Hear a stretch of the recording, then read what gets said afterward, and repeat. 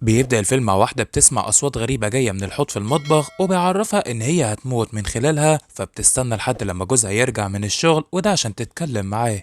وفي الوقت ده بيعرفها إن أكيد جارهم بيصلح في الشقة مش أكتر، وهنا بارك بيسمع الصوت بنفسه فبيطمنها إن ده طبيعي وبيخلص اليوم على كده. بالليل بتصحى كارل عشان تدخل الحمام وبتطلب من جوزها بارك إن هو يتكلم مع جارهم ألبرت، وده عشان يخف تصليحات شوية لأن الوقت بيكون دخل على الفجر. ولما بيعمل كده مش بيلاقي أي رد فعل منه، فبيقرر إن هو يتحرك على باب البيت وبرضه مش بيسمع منه أي رد، فبيعرفه إن هو هيتصل بالشرطة لو موقفش الصوت ده في أقرب وقت. ولما بيرجع تاني على بيته بيسمع صوت خبط في الحمام والدم بيكون في كل مكان، وهنا بيشوف منظر مرعب جدا مع مراته ومستحيل ان هو يصدقه لحد دلوقتي، لحد لما بنعرف ان هي ماتت والشرطة بتوصل على البيت عشان تحقق في الموضوع، وطبعا مش هتصدق اي حاجة من اللي قالها. وفي النهاية بنعرف ان هو اتحبس بتهمة قتل مراته وكمان اتحول على مستشفى للامراض النفسية. وفي يوم بيوصل عليه 3 من الدكاترة وبنعرف ان هم متخصصين في الظواهر الخارقة للطبيعة وبيسألوه عن اللي حصل بالظبط في اليوم اللي ماتت فيه مراته كارل،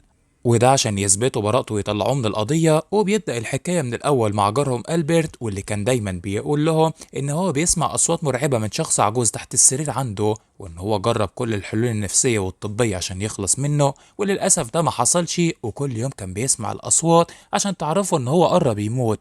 وبسبب خوفه من النوم كان بياخد أي علاج عشان ينام على نفسه لحد لما الكهرباء بتاعت البيت قطعت في يوم من الأيام بدون أي سبب. بعدها بيسمع تاني نفس الصوت تحت السرير وبتحصل معاه مواقف مرعبة وبيظهر الكيان في الأوضة لحد لما بينام من البرشام اللي خده، والصبح بيعرف إن هو لسه عايش فبيفرح جدا. ولما بيقوم من على السرير بيشوف الأوضة كلها متكركبة. بيتحرك على الشغل بتاعه بيقرر إن هو يتصل على حد متخصص في الظواهر الخارقة دي، فبيطلب منه أي دليل على كلامه الأول وده عشان يجي ويعمل له زيارة. وبيفكر ألبرت إزاي ممكن يثبت حاجة زي كده مع كيان مرعب، وفضل يتكلم شوية مع بارك عن اللي بيسأله الأصوات اللي جاية من البيت ده سببها إيه. بيعرفوا هنا إن هي مجرد إصلاحات في البيت عنده مش أكتر، وبنعرف إن هو اشترى كاميرا عشان يصور نفسه وهو نايم وبيجهز كل حاجة عشان يعمل كده فعلا.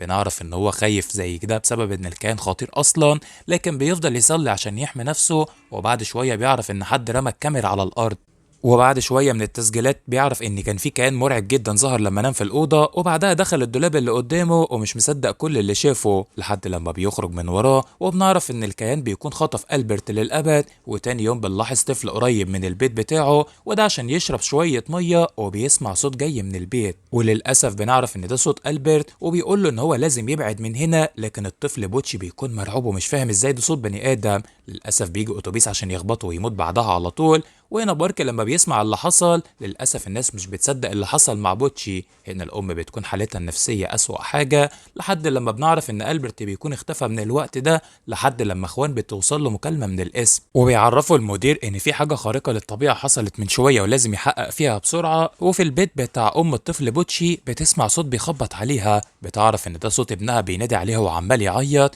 لحد لما بتشوف خطوات مليانة تراب على الأرض وأكن الطفل خرج من القبر بتاعه. في الوقت ده اخوان بيوصل على البيت بتاع الطفل والظابط بيعرفه ان اللي هيشوفه دلوقتي مستحيل يحصل اصلا في الحقيقه، لحد لما بيشوف الطفل قاعد على السفره اللي مات اصلا الصبح، وبيلاحظ ان الجثه لسه سليمه بس شكلها اتغير جدا. وبيعرف الظابط ان هم لازم يدفنوا جثه الطفل في اقرب وقت قبل ما النهار يطلع عليهم والناس هتاخد بالها. في الوقت ده الام بترفض ان هي ترجع ابنها على القبر بتاعه، لكن الشرطه بتقرر ان هي تحط لها منوم عشان تعمل كده من غير ما تعرف. وبعد شويه اخوان بيقابل واحده بتحقق في الظواهر الخارقه الطبيعه هي كمان واسمها مارا، وهي في البيت اللي قدامه وبتحس ان في روح شريره في المكان، وكل واحد فيهم بيحقق في قضيه مختلفه عن التاني وبيعرفها ان هما لازم يتعاونوا عشان يحلوا القضيه مع بعض. والظابط بيقول لاخوان ان الناس هتاخد بالها لو عملوا كده دلوقتي.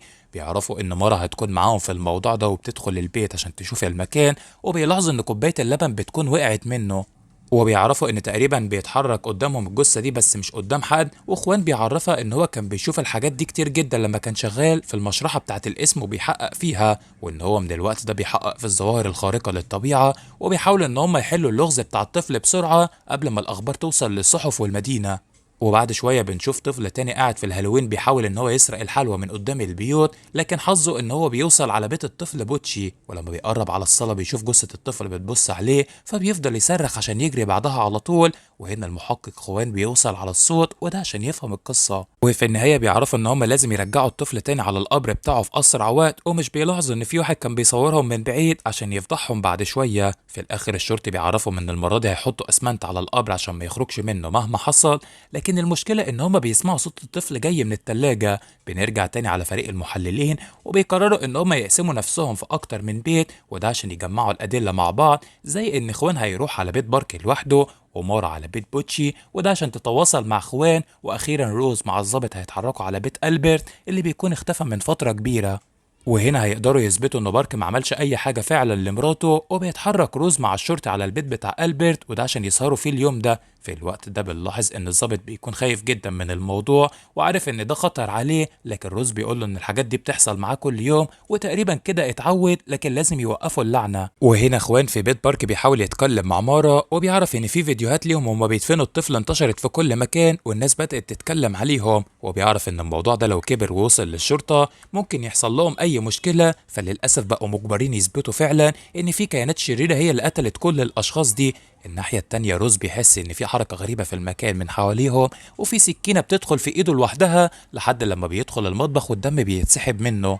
فبيحاول الضابط يساعده بسرعة قبل ما يموت، لكن الغريب إن هو مش بيلاقي حد موجود، وللأسف مش هيعرف يضرب نار عشان الناس ما تتجمعش أكتر.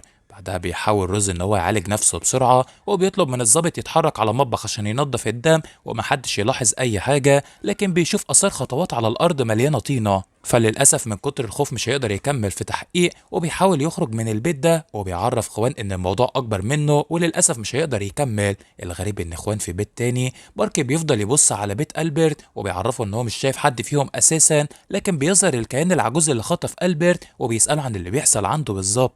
وللأسف الكيان بيهجم على خوان في البيت عشان يقطع المكالمة، والظابط روز بيعرف إن في حاجة غلط حصلت مع خوان وهيخرج عشان يساعده بسرعة، وقبل ما يعمل كده بيشوف إن الكيان ظهر لهم في البيت تحت سرير ألبرت، وطبعا بيهجم على روز عشان يخطفه، فبيخرج الظابط بسرعة من البيت عشان يلحق نفسه. بيتحرك عند بارك عشان يطمن على خوان، فبيسمع صوته جاي من الدولاب وبيحاول يفتحه بأي طريقة مش بيعرف، فبيقرر إن هو يكسره عشان يساعد صاحبه. وهنا بيلاحظ إن هو متربط وعينيه متعورة، فبيفضل يطلب من الشرطي المساعدة قبل ما الكيان يرجع، لكن بسبب ان هو جبان مش بيلحق يعمل كده. بعدها بيشوف ان مارا هي كمان هنا قدام الاوضه بتاعت بارك وبتتكلم بكلام غريب جدا وبتعرفهم ان كل اللي موجود هنا هيموت النهارده ومحدش هيخرج عايش. للاسف ما تعرفش ازاي خرجت من بيت بوتشي وجت على هنا اصلا واتكلمت كده، لحد لما بتظهر ايد مرعبه عشان تسحبها في الحيطه، وبنعرف ان هي ماتت بعدين. وبنعرف ان الشرطي بسبب الخوف بيفقد الوعي عشان يقع على الارض ويغمى عليه، ولما بيفوق مره تانية بيحس بحركه غريبه جايه من جنبه. بعدها الكيان بيظهر للشرطي فبيهرب من بره بسرعه،